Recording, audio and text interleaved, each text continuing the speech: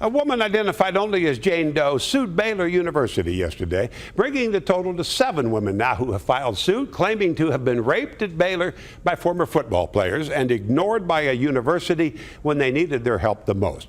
It's a disgusting scandal that's not going away. And I'm real tired of hearing from people who say it can't be true because the women would have reported it years ago if it was. No, they wouldn't. No, they don't. And unfortunately, I know they don't. My daughter was raped when she was a student at North Texas. She didn't want to report it then, but did, and doesn't like to talk about it now, some 25 years later, but she is.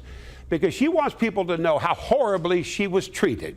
We asked what they were wearing, had they been drinking, why were they there, and why did they hang around those guys as if it's their fault, and as if rape had anything to do with sex, and even less with sex appeal. And you wonder why women are reluctant to come forward. The woman in this latest Baylor case is being identified only as Jane Doe because we don't identify rape victims. But when we tell a woman we won't use their name in a rape case, we are telling that woman she is not just the victim of a crime. This is something she needs to hide, something to be embarrassed about because there is a stigma attached to rape. It's a violent act of domination. It's not the act of a young man whose hormones are out of control. It's the act of a man who wants to show how much control he has.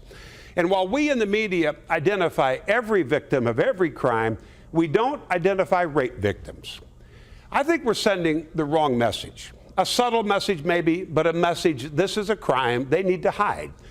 When in fact, there's no shame in being the victim of a crime. It happens every day in our society and happens too often on our college campuses where we send our young women to learn. There is no shame in being a victim. The real shame should be directed at those of you who don't think it can be true if the woman doesn't report the crime on your time schedule. I think it's well past the time. We tell every woman who's a victim to stand up because we stand with them.